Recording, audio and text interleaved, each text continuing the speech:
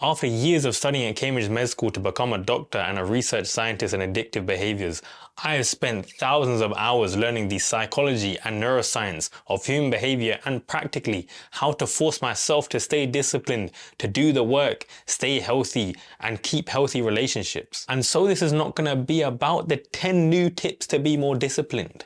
It's about the fundamental science of discipline, how to stay a disciplined person permanently, and 3 no BS pieces of advice that you can do practically today to start becoming unrecognizable from who you are right now. I know you've watched enough videos to know exactly what to do, but you haven't been doing it. And so the most reasonable explanation for you is that you're just not a disciplined person. But I'm going to explain the science of how that is not true and how you're actually more disciplined than you think that you are, and you're much closer to where you need to be than you think. Discipline is very simple. All discipline is not acting emotionally. In the deep parts of your brain, you have your limbic system, which is emotional, intense, and just wants to make sure that you are safe right now. But then as our brain developed, we developed the prefrontal cortex, which instead of using emotion, uses calculations and logic to make sure that you are safe in the future. But unfortunately, optimizing for right now and optimizing for the future is often completely opposite actions.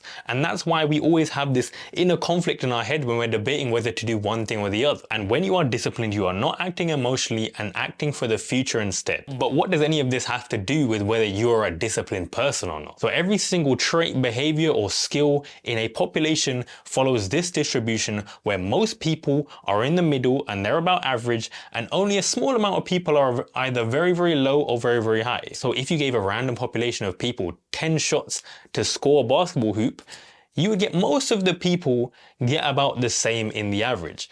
And then only a very small amount of people will do very, very good, and only a very small amount of people in about the same amount will do very, very bad. And this same distribution will follow for height, dance, skill, ability in maths. Anything you can find will follow this sort of distribution. So yeah, with basketball it's easy. It's just like percentage of shots got, right? But just like anything else, discipline also follows this distribution. And so instead of percentage of shots that you've hit, it's actually about the percentage of actions that you do that are emotional. So let's say you have 10 decisions to make. How many are you making that are emotional? That determines whether you're disciplined. So let's say that someone makes 10 decisions in any given morning. And so whether you are disciplined or not determines on how many of those 10 decisions did you use your emotions to decide what you're going to do. If it's a high percentage of decisions that you make that are emotional, then you're not disciplined over here on this side. But then the lower the percentage of your decisions that you're making emotionally, the more disciplined you are. And so statistically, you're probably about average in your level of discipline right now. And that's not me trying to be nice to you. This is just what the math says. So back to the basketball example, you have this distribution where most people are about average and some very small amount of people are very, very good and some small amount of people are very, very bad. Now there's a reason for that, right? There's a driving factor that determines whether somebody is or isn't good at basketball. It's how they practice, right? And so when you look at it, you can also see that it's probably about exactly the same distribution in how much somebody has practiced basketball, right? Because most people are gonna have practiced a little bit of basketball, like just shooting hoops in the park or just in gym class or whatever, right? And some people are gonna have never touched a basketball in their life, but that's gonna be much rarer than average, right? But there's also gonna be some people that play basketball every day, and so they're obviously gonna be the best. And so what I'm getting at is that it's the exact same for discipline. The more that you practice something, the more you can shift yourself towards this side of the distribution. And so to be disciplined, you have to practice being disciplined every single day. And the more that you are out of practice, the last time that you practiced, if that was like 6 months ago, you're not going to be very good right now. And so it's a matter of practicing discipline every single day. That is how you become a disciplined person forever. Because every single time that you practice, your prefrontal cortex gets stronger and stronger. And at the same time, your limbic system gets weaker and weaker.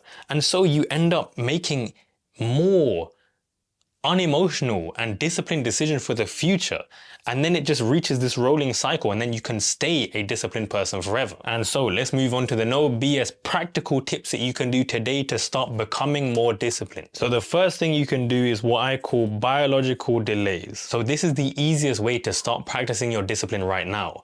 It's when you're hungry, you're thirsty, you need to go to the toilet. Wait for an hour, half an hour, 2 hours, even more than that, and practice not acting emotionally and using your mind to control your body. Because when you use your prefrontal cortex to control even your biological needs, then everything else becomes easy. And you can start small. Start with 5 minutes, 10 minutes, and then eventually you'll be able to fast for 20 hours and it not be that big a deal. And then the second thing is that you cannot fight an enemy that you can't see. So many people live their whole lives acting emotionally, using their limbic system the whole time, and then they get into a life that they actually hate because they've never actually been thinking about the future. And so the second thing that you need to do is emotional awareness. Whenever you get that debate, that inner conflict in your mind, just sit there and wait and just ask yourself, what are the two things that I'm being told here? What is my prefrontal cortex telling me? And what is my limbic system telling me? And then you can be like, actually, this limbic system is just telling me what I want to hear right now, what I'd want to hear if I was a kid. But actually, that's going to cause me more pain in the long run. And so you know what? I don't need to listen to that right now. And the final thing is not just about how to be disciplined. It's also about your identity, which is even deeper than that, and how you can believe that you can be a disciplined person for the long run.